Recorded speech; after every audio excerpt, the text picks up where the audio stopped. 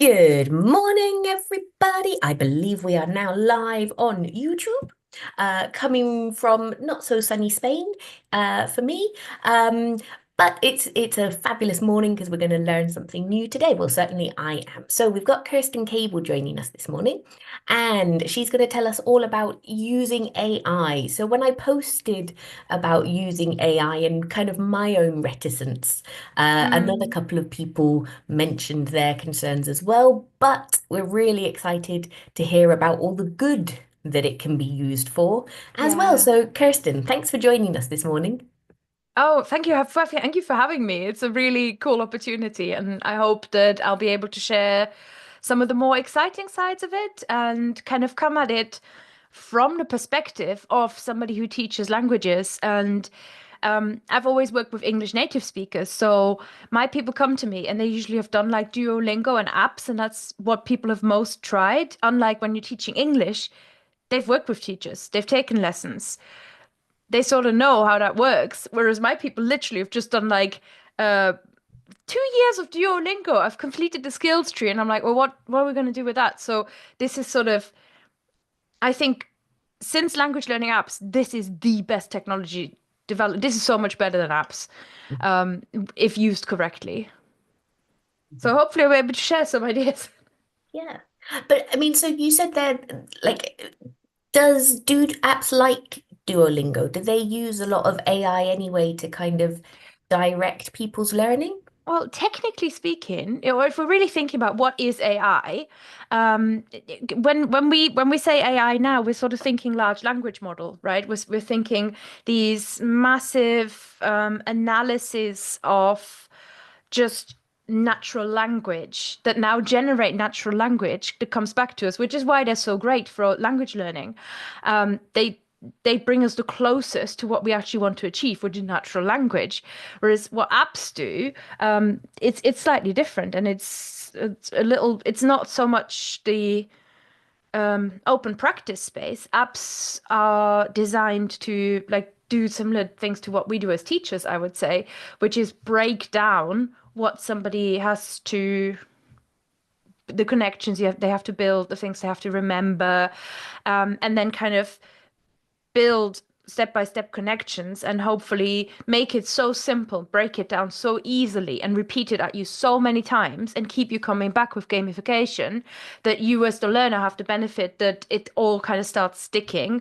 And I don't know how you feel about it, but for me as a teacher, I often just one of the things I struggle with is they just don't see the connections. The app pretends that you've made the connection and you've understood as a learner because it's like bing, bing, bing, you've filled in a gap correctly, but they don't always know why they've done that. And I certainly want my students to understand. That's why I like working with adults because adults are not incapable of understanding the reasons and connections. Mm-hmm.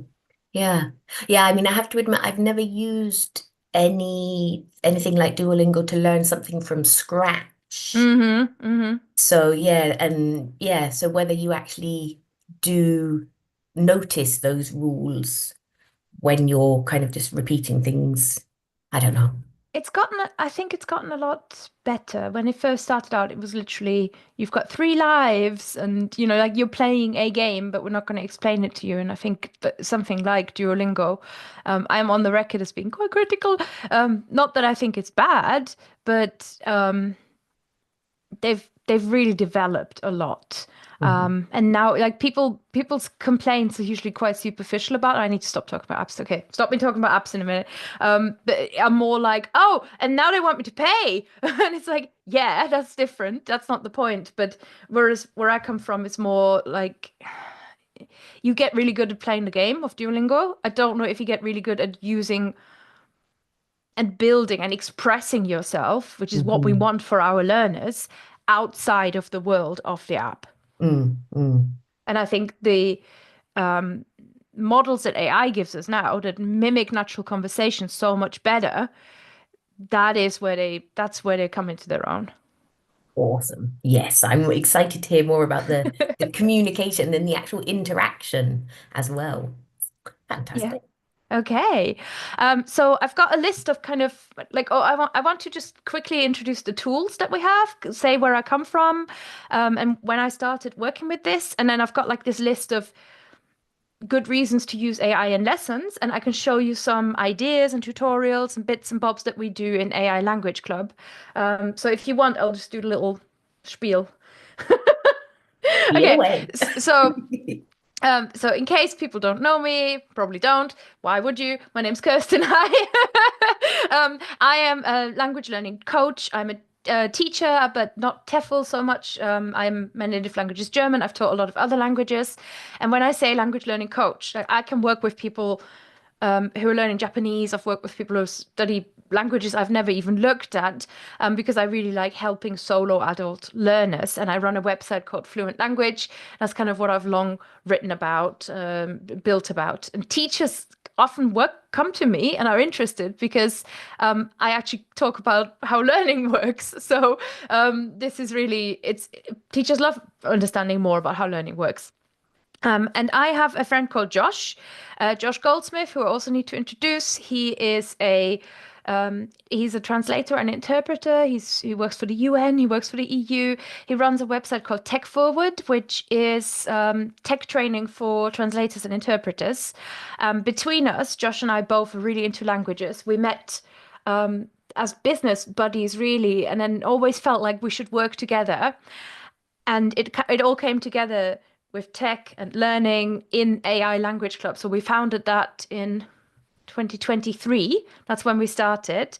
And we're both people who never seem to stop generating ideas. So all of our ideas for language learning experiments out of Josh's enthusiasm for tech, my like little, oh, what if we did this? What if we played this game with ChatGPT? We bring all of those together and we do monthly tutorials in AI Language Club together with a group and then open practice sessions. So it's really, really cool.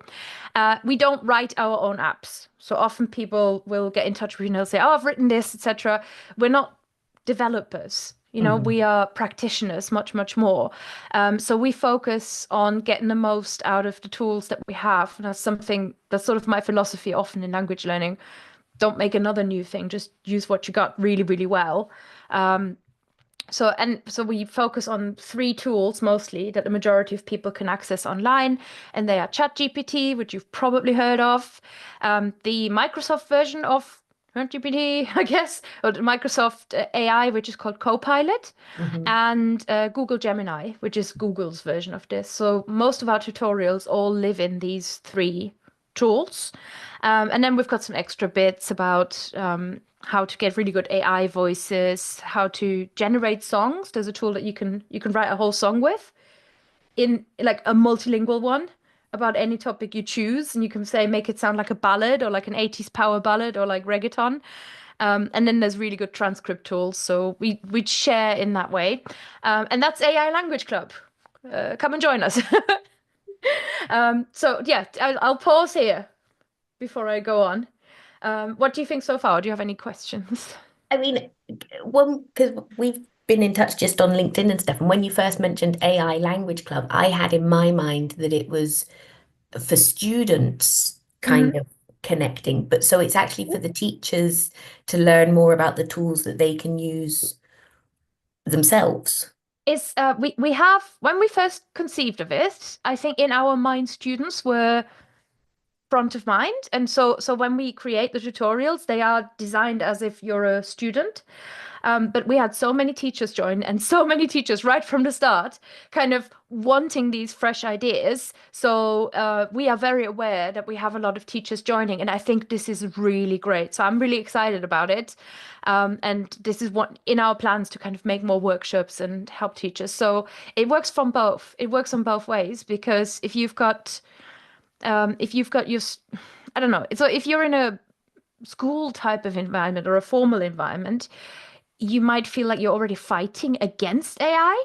Mhm. So this is a huge opportunity to stop that because you're not going to win, and instead start coming up, like start understanding your perspective and the learner perspective. So when I create tutorials, what teachers like is I think like a teacher. where is the learner benefit is one of my main questions that I'm constantly asking.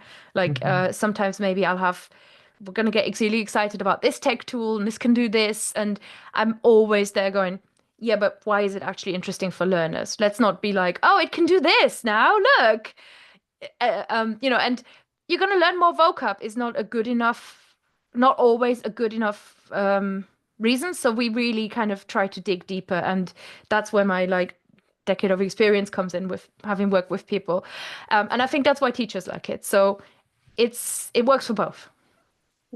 I mean, I love what you mentioned at the start as well about, why invent new things when Hmm. the things that we've got we can build on. Um, Hmm. and I love as well now what you're saying about this critical eye on, is it just something shiny that adds a gamification element, or is it Yeah. actually going to benefit our learners and enhance their learning? Hmm. Yeah. I mean, it happens in any field where you're trying to do something hard, technology will help, and sometimes we outsource too much to that technology. And what I'm not here for, and what I'm not offering you in AI Language Club is something that outsources your entire brain. The idea is really like, how do we maybe come up with exercises that activate, help you build a new connection, see something in a new way, or activate what you already have in your brain. Mhm. Yeah, I'll show you some examples in a minute. Hopefully, it's going to work.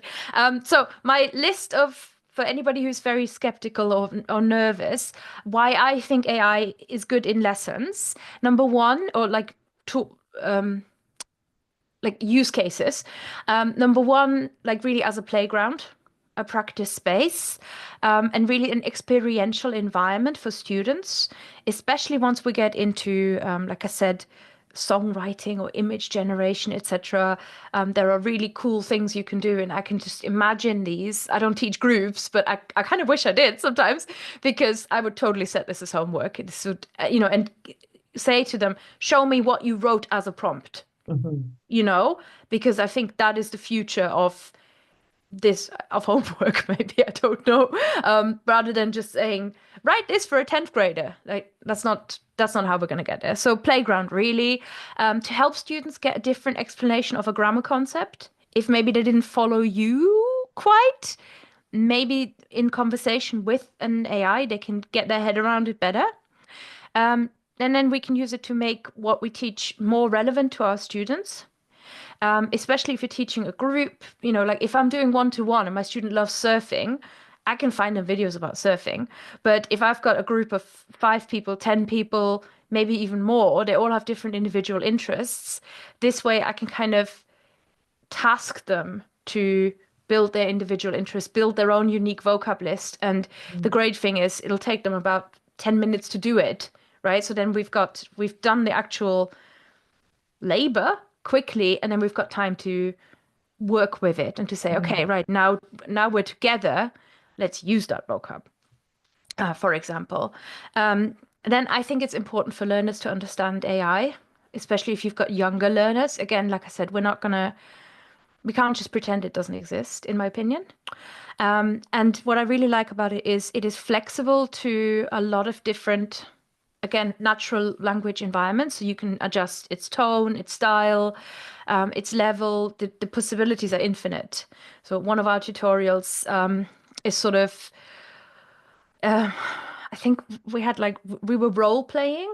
So it's kind of imagine, so you're an English learner, you want to kind of teach them about a different way of communicating, perhaps. And we had sort of, I am Queen Anne, and I have got, or like, I'm Queen Victoria, and I've just had a big fight with Albert about this and this. Like, imagine you were my handmaiden. What advice would you give me in that language? So it's playful. The learning kind of sneaks in subtly, and that's my favorite kind of learning. And then I also believe that this can free up time. This frees up lesson time. It gives your students the opportunity to be more independent. And to me, again, like this is why I like working with adults.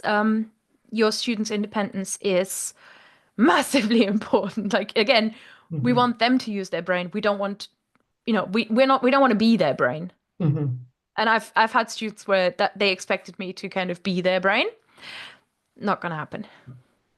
Yeah. I mean, yeah, definitely in terms of that learner autonomy, um, Hmm. and helping them see how to use AI effectively themselves as well. Hmm. Like you say, it's not going to go away.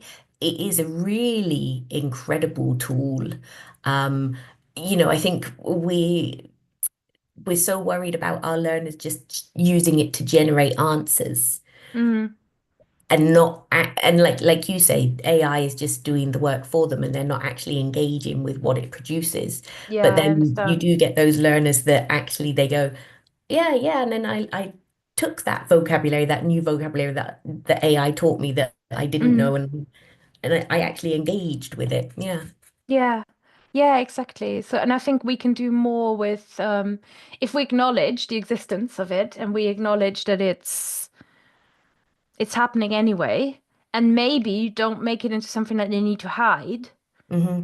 then we've got that opportunity to say, almost say to them, all right, well, what is the benefit? What can we try? Where next? Mm. And I think I'm genuinely proud of the archive of ideas that we have in AI Language Club because there is so much in there. There's and so much creativity because I think that's just the nature of Josh and me, but constantly I new ideas.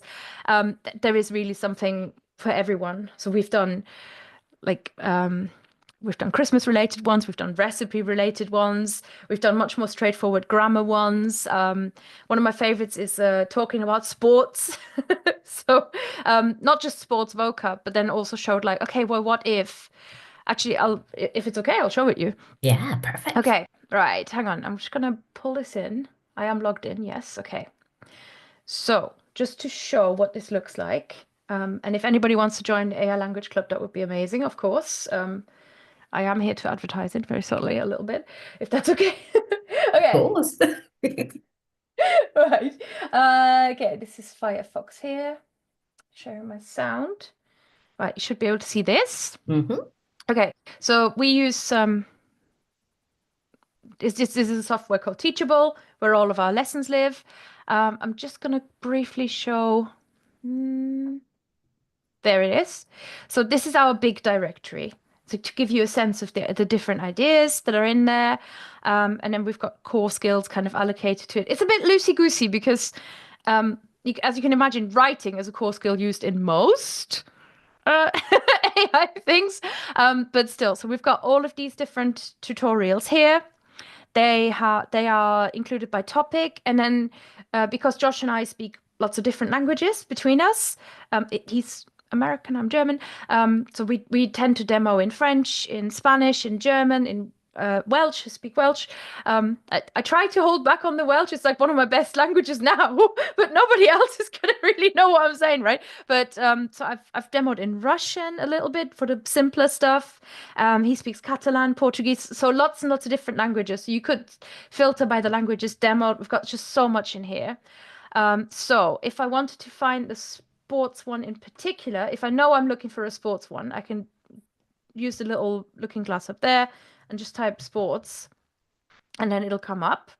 Or if I don't quite know what I'm looking for, I can also use this filter doodah up here, and then I can say, okay, do you know what? I would like something, let's see, in the collection of grammar in use. All right, and then this is what we have here. So we've got something about conjugating irregular verbs, particular exercises that could work with irregular verbs. The one I really like, that people really like, is explain like I'm five. So this is demoing how you could, let me show you this one, how you could we demoed it with Copilot, how you can use AI to simplify a grammar concept and to straight up tell it like, okay, explain this to me like I'm a child. Because sometimes, like, what on earth is even happening, right? Right. Okay, so to show you what's happening here, we've got a demo Jargon. video. So this one is, I think, me. Terms, it likes to explain it all. as if you are a 5-year-old, which simplifies the concepts quite a lot. And we can now go into, so we demonstrate the concept, we show how it looked when we tried it. And because when you are trying it yourself, the thing that you'll soonest realize is it never quite does what exactly you want to do.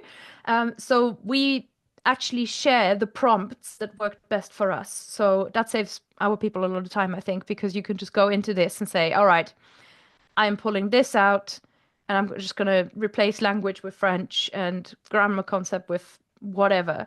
So let me show you how this would work. So here is our buddy ChatGPT. We're pasting this in. That's the wrong one. We're hopefully going to pull out the correct one and then paste it in, not my old last marketing message that I sent. There we go. Right. So so your people would be English learners, right? Yeah. You can specify the level as well. So it will understand CEFR. So you could just use that. So you could say an intermediate or whatever. Hmm. So let's Yep. say this is, I think, how a lot of people would describe themselves. Struggling to understand what. You tell Let's go, me, what do let's people go hate? for modals of speculation. Models of what? Speculation. Things like he might be doing this. She could be. You know, I have IELTS 9 from like 2003. I've never ever heard this ever, But I ever. think that's the thing as well. Like you don't learn like I've got like the a name. master's in Yeah. linguistics. I've never heard this. This is the TEFL jargon. I love it. Okay, right. So your TEFL teachers just use this crazy jargon. You've no idea what it is. You need to understand. So we could try, just see what happens if we ask, explain this to me as if I were a 5-year-old.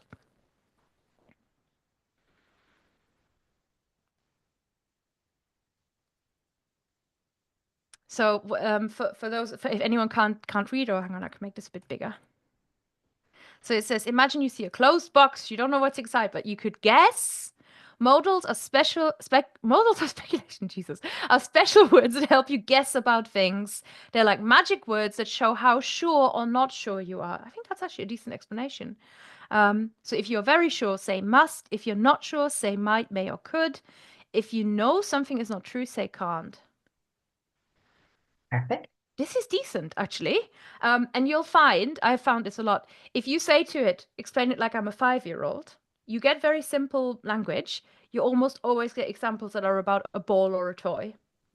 If we change this to a 15-year-old, or like an 8-year-old boy or whatever, you get a lot about superheroes. So it tries to Little also, biases coming in there.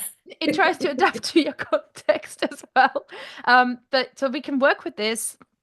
And then here are some other ideas of kind of how we then took it further. So here if we have like if the replies are too technical for you, this is what you could say like in fun terms with no jargon, right? Which for the 5-year-old explanation, it wasn't here. And I would actually let's try this.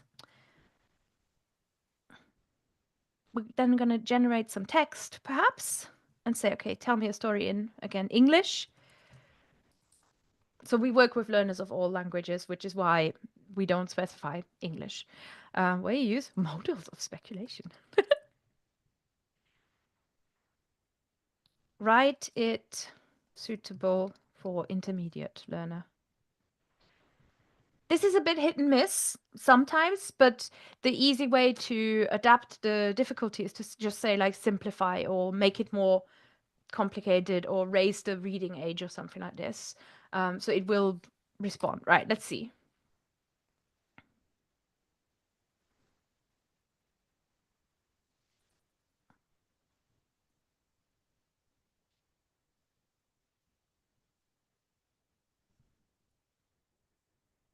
So here we've got, it's actually highlighted our models that we're looking for. So we've got a must here, we've got a might, we've got a could. We could say, okay, generate me some more or like put some more in, but it's a good demonstration of context. Now, the strange thing, and I think this is partly, like for me, this is part of how learning works. Um, it's it's kind of Bloom's taxonomy, really. It's like because the student has generated this themselves and has requested it, they're going to be, in my opinion, often they're more receptive to it now that it's like, okay, I've understood, now show me this in action, is a better way of showing it in action than here is this text in the textbook. Let's read it. And now, oh, what are these words? Because for some reason, you just, as a learner, you just go, okay, well, that's nice. But it doesn't quite help you understand yet what the context is. Whereas this gives you the context of, I need to use these words. What are they? Now, okay, now show me how they work. Mhm. Mm.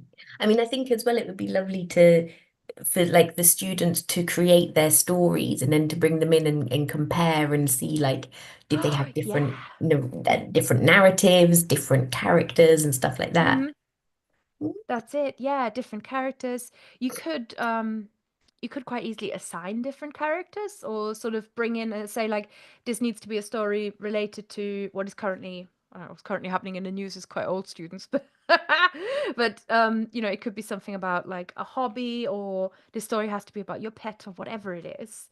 So for you, that's a really great idea. I love working with teachers because like the ideas just keep flowing. It's so good. So this is one of the examples that is quite grammar related. This is one of the more technical ones, I would say. But still, so we've got like generating close exercises, which everyone knows what a close exercise is, but I thought let's do a tutorial where we really kind of dig into it. I would say Oh, most of these are Kirstin gets excited about grammar, this mhm. collection. So I'll show you the play I was one. going to ask as well because Yeah. you mentioned before ChatGPT, Hmm. Copilot, and Gemini, and you've obviously got like a suggested tool, Yeah. but just now the one for Copilot, you use that on ChatGPT. Do you find that they're generally quite interchangeable? Yes, mostly because um, they develop all the time. They're changing all the time. When we first started teaching this, Gemini wasn't even called Gemini. It was still called Bard. That's it. Right? And what that means, so for example, when we did image generator, Copilot was the tool that used DALL-E, Hmm. right? Whereas now ChatGPT can generate images for you, but at the time it couldn't. So as these tools develop, increasingly, yes, they change, but they do use different language models. They do use different. So the model behind like the whatever algorithm inside of the Google tool are not quite the same as they are in the ChatGPT tool, for example. And Copilot, they switched this on and off, but for a long time they had this thing where you could set, I want you to be more creative or more technical. So the results you find might be different. And I have also found that depending on the language, so English is super reliable because so much of the internet's in English. But if I'm trying to learn Welsh or Spanish, sometimes the tool will, like Gemini might refuse to do it, Hmm. what I'm wanting it to do, but ChatGPT will. So what we suggest in AI Language Club is when we prepared the tutorial, when we tested it all out, this worked really well. Hmm. Nice. Yeah. Okay, so if you wanted something more playful, just again to show, like I can't show them all, this is so much. But let's dig into the image generator one, I guess. So again, like this says February 2024, which is when we first made it. We're now, I think we are about to re-record our first tutorial where it's not a new idea, but the tool has changed so much that we need to re-teach the Wow. tool. Yeah. Because in our tutorial, we tell you go here, do this, and you're just not going to find it there. So we don't want frustrations. But that's after 50 tutorials. This is slowly starting. So you're starting to get a sense of they all look really similar, right? So they're always, you've got a little bit of a description, you've got a video here, illustration. This one's also mine. I'll show you one with Josh in a second, just so you know he's real. Um, but like it's either me or Josh going blah blah blah. This is brilliant. Here's why it's brilliant. And then so again, this one says you can open Bing's image creator, Copilot designer, whichever one you choose. And then it's got all the prompts at the bottom. And sometimes, like here, for example, um, there are different styles that you can try out. So we listed something that is extra resourceful. We try not to make it overwhelming and like give people too much. So each tutorial tends to be 10 minutes or less, quite bite-sized. But as you can see here, there are a lot of them. I'm advocating for we start building an archive, so that we can tidy it up a little bit. But everything will still be there. So there, this is the one I've just done. For February, I did a Valentine's one. Which is quite straightforward, but just sort of yeah, I can't remember what the actual prompts were. It was really, really cool. So we had Be My AI Valentine, learn the language of love, how to express like love, and maybe you can also do a lot with learning about etiquette in the target country. So it's just endless. Okay, sorry, I keep meandering. We'll do this picture one, just to demo again, like what this can do, and to really say to you if you're watching and you're a teacher and you haven't considered bringing this into lessons yet, now's a great time. I think it's really cool. Okay, so I'm just gonna go here.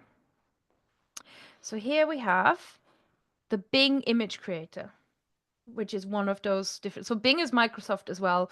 They call it Copilot. They call it the search engine Bing. One thing that this has taught me is that the tech companies don't know what to name their stuff at all. Okay, so we can then use basically ask for a description. So my idea here, if you were to prompt your student to do this, I think it might be quite good to start them off with adjective, noun, verb, and then a style, right? So my example here is in German, ist ein freundlicher Riese überquert die Straße in einem Dorf, Ölgemälde. A friendly giant crosses the street in a village, oil painting, right? So for example, so you would just say to your student, you wouldn't say to them, generate this and that image, but I think I would just say, you want an adjective, a noun, a verb, and a style. So Teresa, an adjective, a noun, a verb, and a style, go for it. A hungry cat is looking in a shop window. Mm-hmm. Um, let's go for biomechanical. Biomechanical style. Mechanical style. Don't know what I would even imagine that would Neither be. do I. I'm intrigued what will come up now.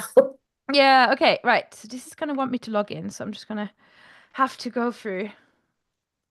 I think Microsoft has just announced they're retiring Skype, aren't they? Yes, that's the big news. That's Yeah. mad. Like I remember teaching on Skype all the time. Like, look, this is still a Skype password here.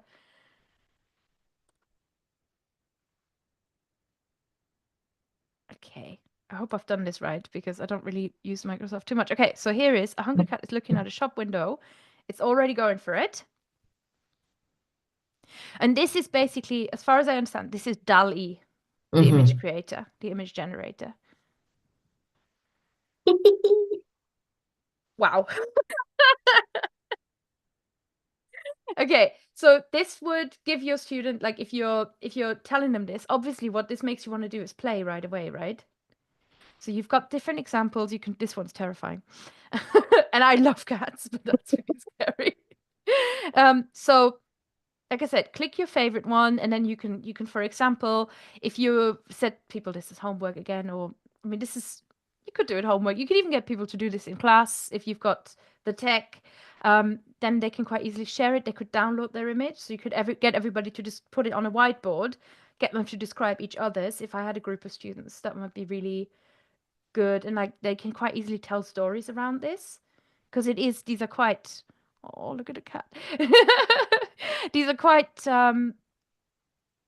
evocative images because it's just so good at working with your imagination. And then the other idea that we had around this is to refine your prompt by adding in more detail. Hmm. So my friendly giant, it was like, make him tired, a tired friendly giant. Make the village Austrian. Make it early in the morning. So I would say, okay, refine your prompt by including even more detail, Hmm. which is kind of to take. So you could again, you could have them refine each other's. Mm. That might be quite interesting. So what would you put? Maybe let's add an adjective and define the shop, I guess. A fluffy, hungry cat. Put hungry, fluffy? I never Hungry, fluffy understand. cat. Yep. Yeah. Okay. Um, is looking at a shop window on a busy street Oh, okay. Are in the we morning, in the in the early morning? morning. In the early. Yeah, because these are all at night, which I think goes with that sci-fi style. Are we keeping the style? Yeah. Okay.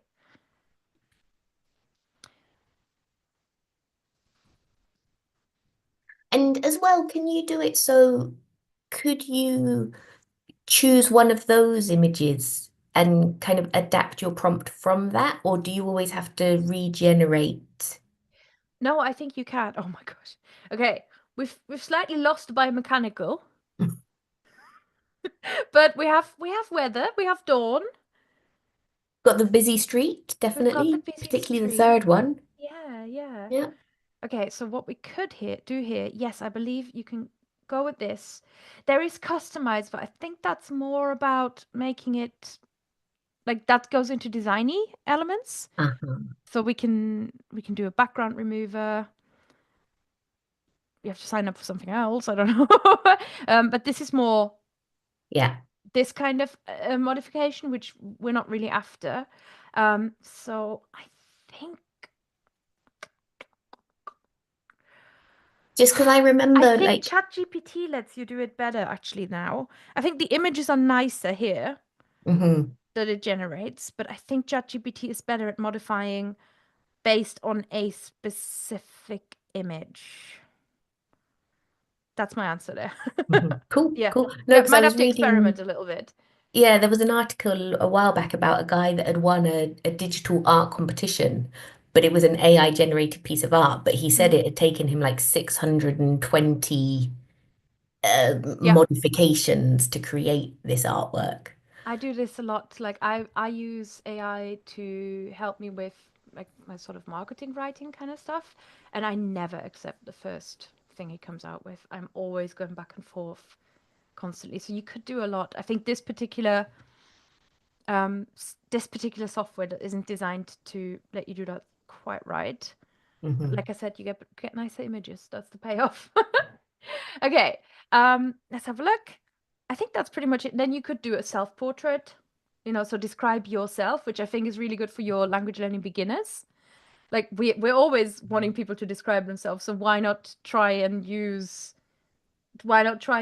like create an image to describe yourself. So again, hopefully I've shown you that there is a lot of learner benefit here. We really can think about learner benefit. It's kind of it's playful. Oh, come off screen share.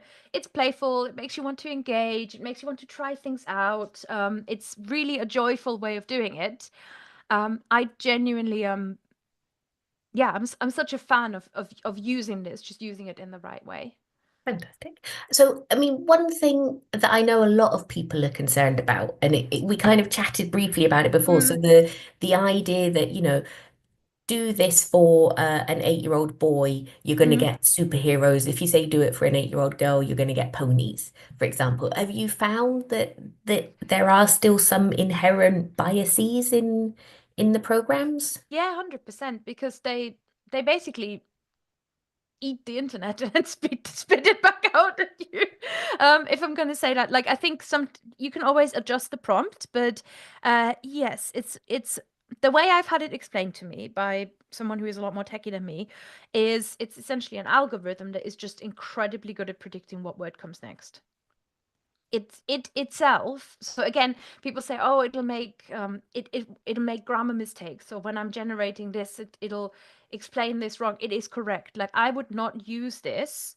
I would not recommend at this stage AI to like generate your grammar drills, etc., because it does make a lot of mistakes. And I think it's because it itself doesn't actually know the rule.